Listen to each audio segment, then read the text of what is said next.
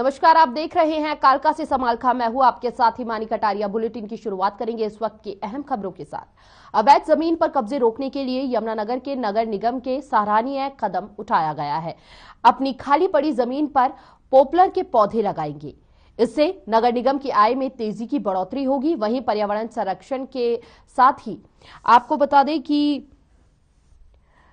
अवैध कब्जों पर भी रोक लगेगी। इसको लेकर निगम आयुक्त और उप निगम आयुक्त ने करीब 35 एकड़ जमीन में पॉपुलर के पौधों के पौधारोपण की शुरुआत की है। पौधों के रखरखाव के लिए कर्मचारियों को भी तैनात किया जाएगा।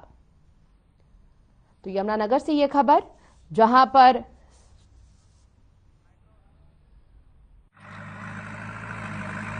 तो आज हमने यहाँ पे जो म्यूनसिपल लैंड थी यमुनानगर जगाधरी की, उसमें हमने आज पॉपुलर के पौधे लगाए हैं। यूजुअली हमारा ये रहता है कि जो भी हमारी एग्रीकल्चर लैंड हो वो ठेके पे चली जाए, जिससे हमें इनकम भी मिले और फार्मर जो है उसमें कुछ प्रोड्यूस भी कर सके। लेकिन हमारी बहुत सारी लैंड अभी भी ऐसी है जो कि ठेके पे नहीं जाती है, उबड़ खाबड़ होती है। तो उसी पर्टिकुलर लैंड, जैसे आज हम यहाँ पे मोमीदी में खड़े हैं, तो इस पर्टिकुलर लैंड में जो ठेके पे नहीं गई थी, इस पे हमने आज पॉपुलर की प्लांटेशन की है, जो कि एक कमर्शियल प्लांट है। 4-5 साल में मैच्योर हो जाता है और यहाँ पे काफ़ी अच्छी इंडस्ट्री है जगाधरी में पॉपुलर के पौधों के लिए।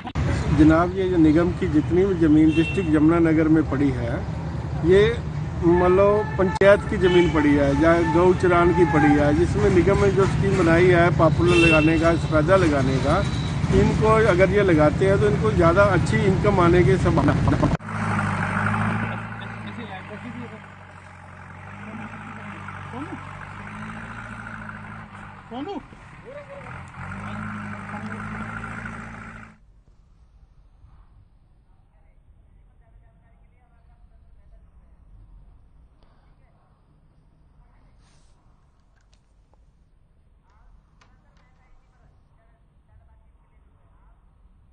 और इसी पर ज्यादा जानकारी के लिए हमारे संवाददाता सुरेंद्र मेहता हमारे साथ जुड़ चुके हैं फोन लाइन पर। सुरेंद्र, आपसे सबसे पहले जानना चाहूंगी, नगर निगम द्वारा बेहद ही सराहनीय पहल की गई है, लेकिन यह पहल कितनी कारगर साबित होने वाली है जमीनी स्तर को लेकर?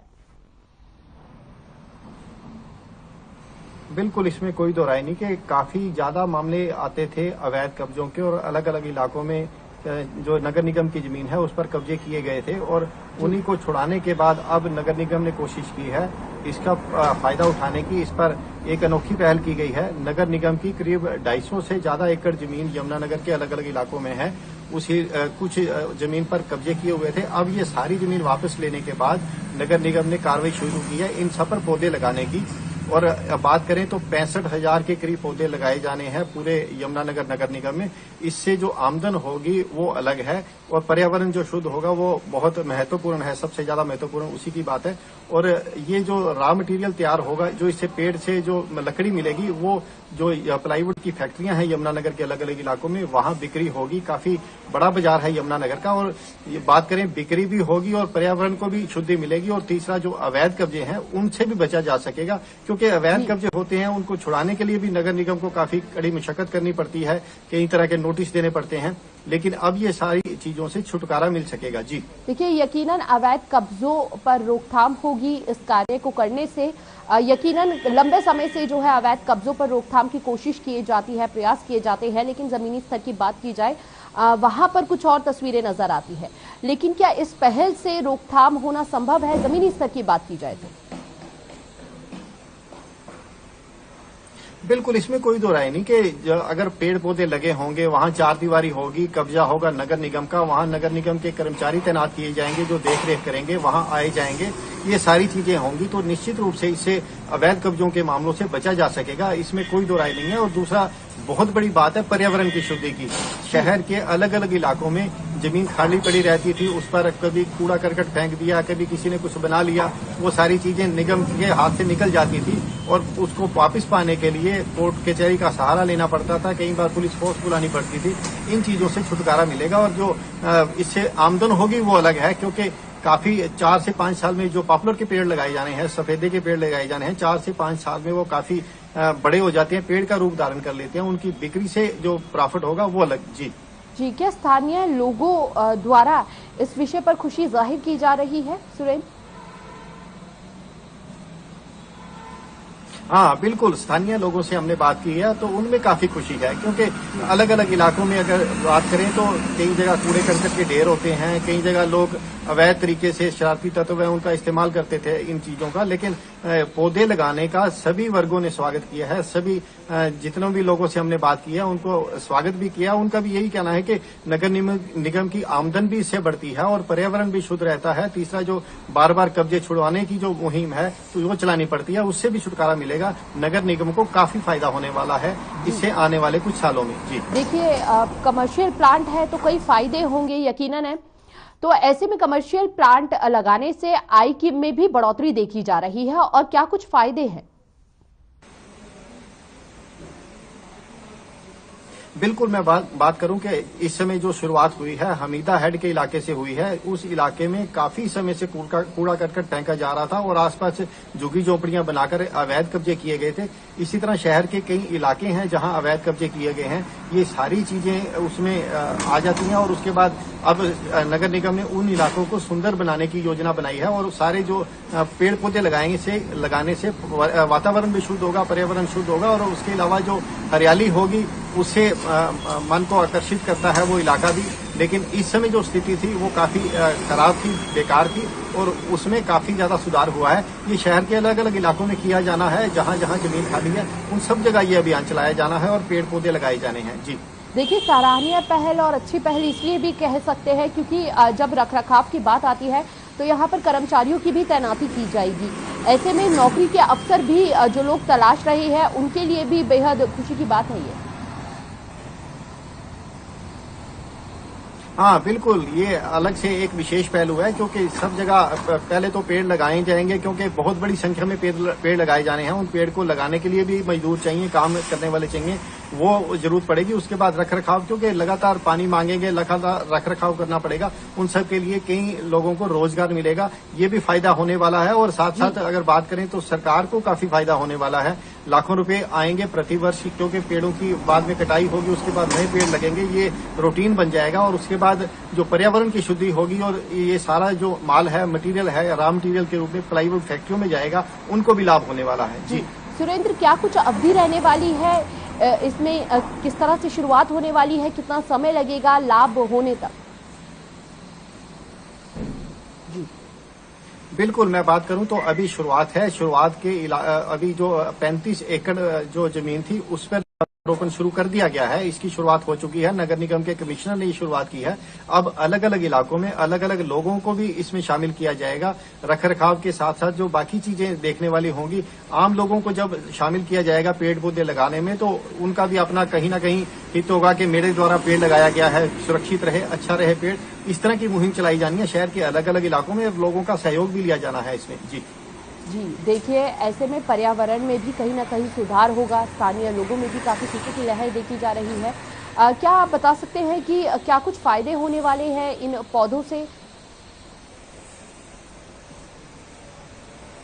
बिल्कुल, पौधे जो होंगे पॉपुलर के पेड़ लगाए जाने हैं, सफेदे के पेड़ लगाए जाने हैं और वो 4 से 5 साल में ये पेड़ तैयार हो जाते हैं और उनको जो प्लाईवुड फैक्ट्रियां, यमुनानगर की बात करें तो यमुनानगर में 400 से 500 प्लाईवुड फैक्ट्रियां हैं जहां से रॉ मटेरियल के रूप में ये पेड़ कट के आते हैं अलग अलग इलाकों से। लेकिन अगर यमुनानगर में उपलब्ध होंगे तो वो यमुनानगर से परचेज करेंगे, यमुनानगर से खरीदेंगे, उसमें माल भाड़ा भी बचेगा और साथ साथ उनको सस्ते भी मिलेंगे। और अगर बात करें नगर निगम की तो नगर निगम को आमदन होगी इससे काफी ज्यादा और काफी ज्यादा लाभ होगा, पर्यावरण शुद्ध रहेगा, वो अलग से। जी देखिए, अगर जब बात की जाती है कि लगातार यहाँ पे पौधारोपण होगा, रखरखाव के लिए तमाम कर्मचारी चाहिए होंगे, साथ ही साथ आपने बताया कि इंडस्ट्रियल एरिया है और ज्यादातर पाया जाता है इंडस्ट्रियल एरिया में पॉल्यूशन की मात्रा बेहद ज्यादा बढ़ जाती है। तो ऐसे में वहाँ के जो इंडस्ट्री के मालिक है, जो फैक्ट्री के मालिक है, उनका क्या कुछ कहना है इसको लेकर? बिल्कुल, इंडस्ट्रियलिस्ट से बात हुई है, जो प्लाईवुड फैक्ट्री निर्माता हैं उनसे बातचीत हुई है, क्योंकि उनको रॉ मटेरियल चाहिए, उनको माल चाहिए और वो माल उनको मिलता है महंगे दामों पर। उत्तराखंड से आता है और अगर बात करें उत्तर प्रदेश से आता है, हिमाचल से आते हैं ये इस तरह के पेड़, और अगर उन्हें यमुनानगर में ये सारी चीजें उपलब्ध होंगी तो काफी सस्ता भी होगा और काफी फायदेमंद भी होगा, और उस दृष्टि से भी वो काफी खुश हैं जो उद्योगपति हैं। और साथ साथ ये भी है कि जो पर्यावरण को फायदा होने वाला है, जो पोल्यूशन होता है फैक्ट्रियों से, उससे भी बचा जा सकेगा। जी बहुत बहुत शुक्रिया सुरेंद्र आपका। देखिए तमाम सराहनीय पहल की गई है, तमाम जो फायदेमंद ये पहल हो सकती है, क्योंकि फैक्ट्रियों के लिहाज से देखी जाए या पर्यावरण के लिहाज से देखी जाए तो पर्यावरण में भी शुद्धि आएगी, साथ ही साथ इंडस्ट्रियल एरिया है वहां पर जरूरत पड़ती है, जो अन्य प्रदेशों से ये लकड़ों का काम होता था वहां से मंगवाई जाती थी, लेकिन अब यमुनानगर में खुद ये लकड़ होंगी और यहां से लोग जो है इस्तेमाल कर सकते हैं। चलिए खबरों में आगे बढ़ेंगे। पंजाब विधानसभा चुनाव 2022 को देखते हुए कांग्रेस पार्टी ने अपने 86 उम्मीदवारों के प्रत्याशियों की लिस्ट जारी की है, जिसको लेकर डेरा बस्सी हल्का के 2 बार विधायक एनके शर्मा से खास बातचीत की हमारे पंजाब से ब्यूरो हेड स्वर्णजीत सिंह ने। क्या कुछ कहा उन्होंने वो आपको सुनवाते हैं। पता क्या 2022 विधानसभा चुनाव को देखते हुए बहुत बड़ा आरोप अकाली दल के विधायक एनके शर्मा ने आज कांग्रेस पे जड़ा है। शर्मा जी, ऐसा आज आपने बहुत बड़ा आरोप जो है नगर कौंसिल के प्रधान जो कि डेरा बस्सी से रंजीत रेड्डी के खिलाफ, क्या माजरा है शर्मा जी? ਤੁਸੀਂ ਦੇਖੋ ਵੀ ਇਹ ਗਰੋਹ ਆ ਦਪਿੰਦਰ ਢਿੱਲੋਂ ਦਾ, ਕਿਸ ਤਰ੍ਹਾਂ ਮੁਕੇਸ਼ ਰਾਣੇ ਨੇ ਕਿੱਕਰਾਂ ਵੇਚੀਆਂ, ਕਿਸ ਤਰ੍ਹਾਂ ਦਪਿੰਦਰ ਢਿੱਲੋਂ ਦੇ ਬੇਟੇ ਨੇ ਬਿਨਾਂ ਸਟਰੀਟ ਲਾਈਟਾਂ ਲਾਈਆਂ ਪੈਸੇ ਕਢਵਾ ਕੇ ਖਾ ਗਏ, ਜਿਹਦਾ ਸਬੂਤ ਏਡੀਸੀ ਤੇ ਉਹਨੇ ਪੇਸ਼ ਕਰ ਦਿਆ ਡਾਕੂਮੈਂਟਰੀ। ਇੱਥੇ ਜਿਹੜੀ ਵੀ ਜ਼ਮੀਨ ਕੋਈ ਖਾਲੀ ਹੁੰਦੀ ਹੈ ਇਹ ਕਬਜ਼ਾ ਕਰਦੇ ਆ, ਉਹਦੇ ਫੈਬਰੀਕੇਟਡ ਡਾਕੂਮੈਂਟ ਤਿਆਰ ਕਰਦੇ ਆ, ਉਹਨੂੰ ਵੇਚ ਦਿੰਦੇ ਆ। ਇੱਕ ਕੇਸ ਤਾਂ ਮੈਂ ਵਿਦ ਸਬੂਤ ਦਿਖਾਇਆ ਵੀ ਕਿਸ ਤਰ੍ਹਾਂ ਦਿਲਬਾਗ ਸਿੰਘ ਇੱਕ NRI, ਉਹਦੀ ਡੈਥ ਹੋ ਗਈ 1992 ਚ, 2008 ਚ ਉਹਨੂੰ ਜਿੰਦਾ ਦਿਖਾ ਕੇ ਉਹਦੀ ਵਸੀਅਤ ਆਪਣੇ ਨਾਂ ਕਰਵਾ ਕੇ ਅੱਗੇ ਜ਼ਮੀਨ ਵੀ ਜਿਹੜੀ ਇੱਕ ਕਾਂਗਰਸੀ ਲੀਡਰ ਨੂੰ ਜਿਹੜੀ ਉਹ ਵੇਚਦੀ। ਔਰ ਇਹਦੇ ਚ ਕਾਨੂੰਗੋ ਭੁਪਿੰਦਰ ਜਿਹੜਾ ਕਿ ਕਾਂਗਰਸੀ ਆ, ਉਹਦਾ ਬੇਟਾ MC ਆ, ਖੁਦ ਦਪਿੰਦਰ ਢਿੱਲੋਂ ਰੈਡੀ, ਇਹ ਸਾਰੇ ਅਫਸਰ इन्वॉल्व होकर इत्थे एक गैंग बनया हुआ। एक बहुत बड़ा आरोप आप पर लगाया रंजीत रेड्डी ने बीते कल कि 10 साल में यहाँ केवल भ्रष्टाचार हुआ अकालियों के समय में, लेकिन मेरे 8 महीने की कारगुजारी में मैंने डेरा बस्सी में लगातार विकास कार्य करवाए।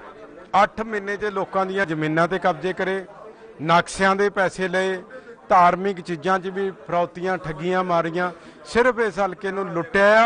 हल्के दे लोग चंगी तरह जानते हैं, रेडी तैयार रहे जेल च जाने वाले। मेरा आखिरी प्रश्न है, अभी 86 जो प्रत्याशी हैं उनके नाम जारी किए हैं कांग्रेस ने, अभी डेरा बस्सी हल्के का नाम नहीं जाहिर किया। अगर दीपिंदर सिंह ढिल्लों को टिकट नहीं मिलती, वो आजाद आते हैं, तो आपको नहीं लगता इसका फायदा? हल्के च पहला भी एक माफिया काम कर रहा सीगा, जिहड़ा हरीश चौधरी, ये सारे रल के इलीगल माइनिंग कर रहे सीगे। हुण भी माफिए नूं टिकट मिलनी है, क्योंकि सोनिया गांधी नूं MP च लोड़ आ, जिहड़ा रेत माफिया पैसे दे के इसे मेरा ख्याल तो इसे नूं टिकट दवाऊगा। सो लोगों नूं पता हैगा इस माफिए बारे, ठीक है ना। ये थे हमारे साथ डेरा बस्सी हल्के के विधायक एनके शर्मा, और उन्होंने साफ तौर पर डेरा बस्सी के नगर कौंसिल प्रधान रंजीत रेड्डी को आड़े हाथ लेते हुए बहुत बड़ा आरोप लगाया है कि एक शख्स जिसकी मृत्यु हुए काफी वर्ष बीत चुके हैं, लेकिन उसके जो जमीन है वो नाजायज तरीके से रंजीत सिंह रेड्डी ने अपने नाम करवाई और बकायदा नाम नहीं करवाई, और इसके मिली भगत जो है वो कानगो की भी है, पटवारी की भी है, और इसके खिलाफ वो न्यायालय में जाने वाले। और दूसरा आरोप उन्होंने लगाया दीपिंदर सिंह ढिल्लों, जो कि कांग्रेस पार्टी के हल्का इंचार्ज हैं, और उनके सपुत्र जो कि नगर कौंसिल जीरकपुर के प्रधान भी हैं, उनके ऊपर सीधा आरोप लगाया कि नाभा साहब गुरुद्वारा जो है, जहां पे ऐतिहासिक गुरु घर भी है, और वहां स्ट्रीट लाइट के नाम पर आज तक जमीनी हकीकत यह है कि वहां पर एक भी लाइट लगाई नहीं गई, लेकिन जो 35 लाख रुपए, अप्रॉक्सीमेट 35 लाख की बात की कि वो पास हो चुका है, वो पैसा ठेकेदार को दे दिया गया। ठेकेदार जो है वो JB ट्रेडर्स के नाम से उन्होंने नाम बताया। अब ये देखने वाली बात है, और SDM ने भी इस रिपोर्ट को मार्क कर दिया कि इसकी तफ्तीश होनी चाहिए। और अब ये देखने वाली बात है कि जैसे जैसे चुनाव गर्माता जा रहा है, वैसे वैसे आरोप प्रत्यारोप दोनों धड़े एक दूसरे पर लगाना में कोई भी एक तरह से मैं कहूंगा कोई भी मौका नहीं छोड़ रहे। अब देखने वाली बात है कि इस आरोप के जवाब में कांग्रेस शाम होते होते क्या जवाब देती है। बहरहाल अभी के लिए इतना ही। कैमरा पर्सन हरदीप के साथ मैं स्वर्ण, डेरा बस्सी। तो कालका से समालखा पर बने रहिए, क्योंकि रुक कर रहे हैं इस वक्त की तमाम बड़ी सुर्खियों पर। भिवानी में ओमिक्रॉन की एंट्री, एक शख्स पाया गया ओमिक्रॉन संक्रमित। सीएमओ ने जानकारी देते हुए लोगों से की अपील, मास्क लगाकर रखें, कोविड नियमों का पालन करें। हरियाणा में कोरोना का कहर जारी, पिछले 24 घंटे में 5000 से ज्यादा मामले आए सामने, 7 लोगों की हुई मौत, 3000 से ज्यादा लोग कोरोना से हुए ठीक, 41,000 से ज्यादा case active. Deputy CM Dushyant Chautala ने सिरसा को दी सौगात, सिरसा क्लब में नवनिर्मित द लॉन्च भवन का किया उद्घाटन।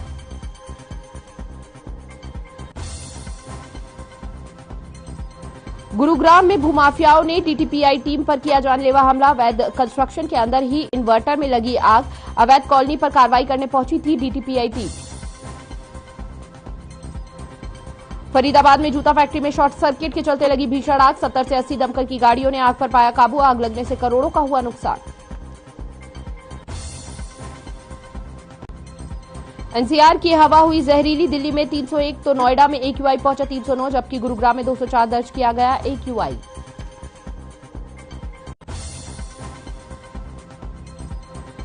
हरियाणा में सर्दी का कहर जारी, हिसार से सबसे कम 4 डिग्री सेल्सियस रहा तापमान, मौसम विभाग ने कई जिलों में येलो अलर्ट और ऑरेंज अलर्ट किया जारी।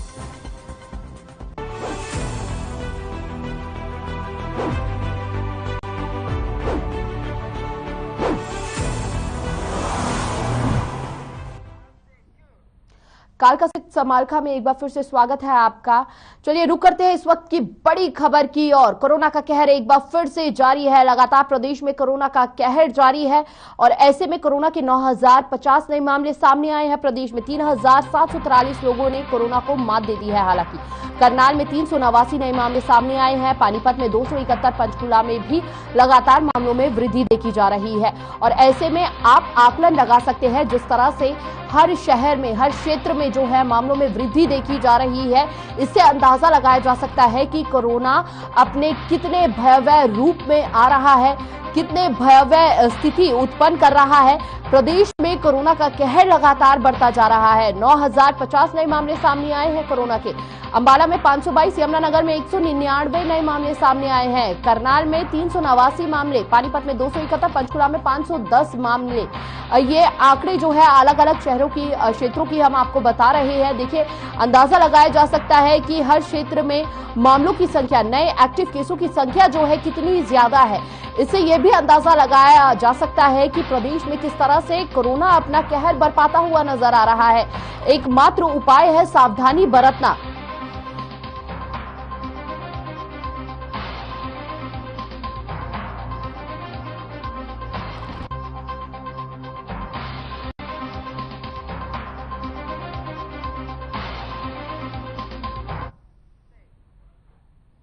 तो इस वक्त की बड़ी खबर पंचकुला से, कहीं ना कहीं एक अच्छी खबर भी, क्योंकि 100% वैक्सीनेशन का टारगेट जो था वह पूरा कर लिया है वहां के लोगों ने, यानी कि सभी लोगों ने वहां पर वैक्सीन लगवा ली है। वैक्सीन की दोनों डोज वहां के लोगों ने लगवा ली है। तो इस वक्त की बड़ी खबर हम आपको बता रहे हैं पंचकुला से।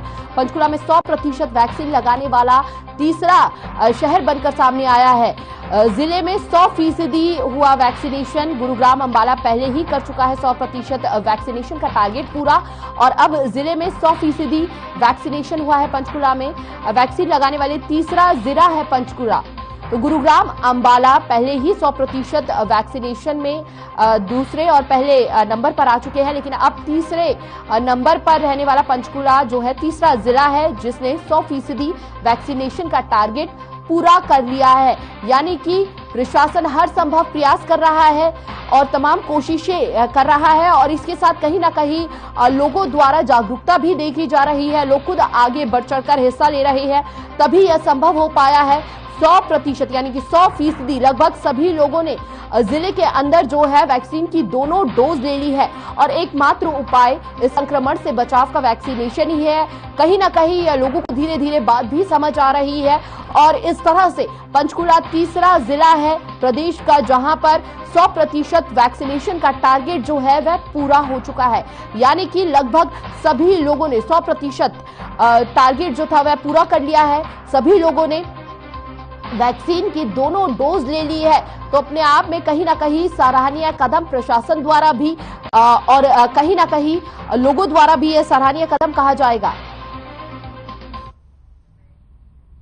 चलिए खबरों में आगे बढ़ेंगे। अंबाला में कैंट रेलवे स्टेशन पर एक महिला कूली ने अपने परिवार को पालने की जिम्मेदारी उठाई। महिला का नाम शशि बाला है, जो अपने पति के बैच नंबर 14 पर काम कर रही है। शशि बाला के पति की अचानक मौत हो गई थी।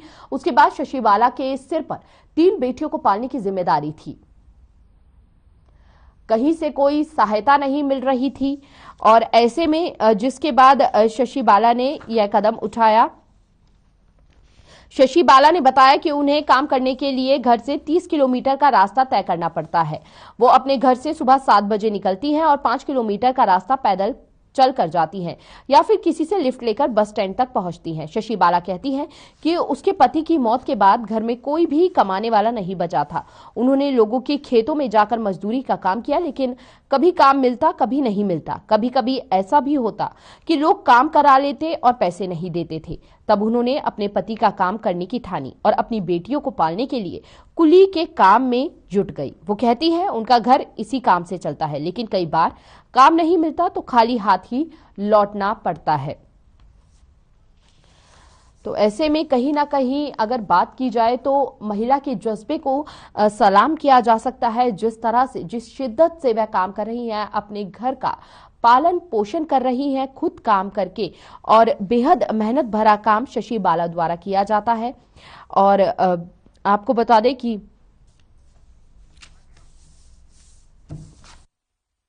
मैं पढ़ा रही हूँ जी, मेरे घर वाले की डेथ हो गई थी जी। मेरे को कोई काम नहीं मिला जी, देखने के बावजूद भी। फिर मैंने काम देखा जी, मैंने कोई काम नहीं मिला। फिर मैंने सोचा कि यही काम कर लो जो मेरा पति कर रहा था, मैं वही काम कर लूँ, ठीक है। फिर मेरे को देखो वजन का काम है जी, मेरे को बड़ी दिक्कत आती है इस काम में, बहुत मुश्किल पड़ती है इस काम में जी। तो ऐसे ही रहते हैं जैसे परिवार है अपना, बस एक दूसरे मदद ही करते हैं। सामान भारी होता है हमारे, भारी लोग हमारे जैसे उठा लेते हैं, इसको हल्का देते हैं। बच्चे पालन के लिए तो जो काम करना ही पड़ता है, हस्बैंड इसका गुजर गया। जी क्या नाम है आपका और कितने साल से आप शशि को जानते हैं? मैं अपना नाम बताऊँ, पृथ्वीपाल है मेरा नाम। तो कितने साल से आप इसको जानते हैं? इसको हो गए 5 साल हो गए कम से कम जी। आप काम करती है स्टेशन। मृत्यु के बाद दुखों का पहाड़ महिला पर टूटा, लेकिन महिला ने एक मिसाल कायम की। चलिए खबरों में आगे बढ़ेंगे। हरियाणा के पानीपत शहर में क्लिनिक चलाने वाले डॉक्टर को साइबर ठगों ने अपना शिकार बना लिया है। ठगों ने बैंक कर्मी बनकर डॉक्टर को अपनी बातों के जाल में फंसाकर ठगी का शिकार बना लिया। ठगियों ने डॉक्टर से बैंक में गड़बड़ी बताकर दस्तावेज आदि की व्हाट्सएप पर मांग की। उसके बाद मोबाइल पर ओटीपी भेजकर ट्रांजैक्शन कर लाखों रुपए निकाल लिए और आगे आश्वासन दिया कि जल्द ही आपके खाते में पैसे आ जाएंगे। बहरहाल पुलिस मामले को लेकर गहनता से जांच करने में जुटी है। अब देखना होगा कि पुलिस साइबर ठगों तक पहुंच पाती है या नहीं।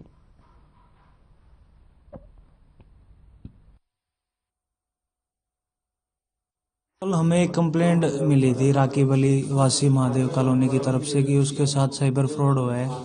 उसने करीब 5-6 ट्रांजैक्शन की है 9 तारीख से लेकर 14 तारीख तक। तो हमारे एसपी साहब की तरफ से भी काफ़ी ट्विटर और ऑनलाइन या अखबारों में भी काफ़ी सूचना दी जाती है कि इनके ठगी इसके चक्करों में ना पड़े। तो उसने करीब 2.5 लाख रुपए साइबर फ्रॉड में अपने गवा दिए हैं। कहने और गाड़ी भी बता रहे हैं गिरवी रख दी उन्होंने से।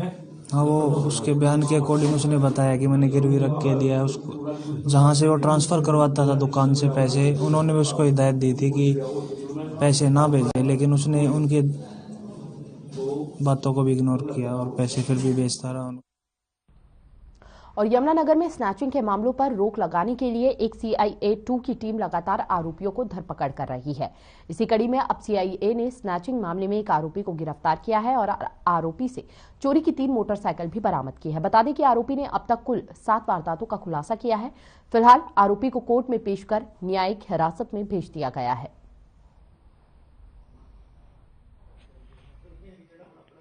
निवासी अजय कुमार को इंडस्ट्री एरिया से मोटरसाइकिल चोरी सहित गिरफ्तार किया है, जिससे चेन स्नैचिंग की 4 वारदातें और मोटरसाइकिल चोरी की 3 वारदातें ट्रेस हुई हैं। और जो ये युवक पहले मोटरसाइकिल चोरी करके उसके बाद चेन स्नैचिंग की वारदात करता था और बुजुर्ग महिलाओं के साथ ज़्यादातर वारदात इसने की है। अकेला ही वारदात को अंजाम देता था।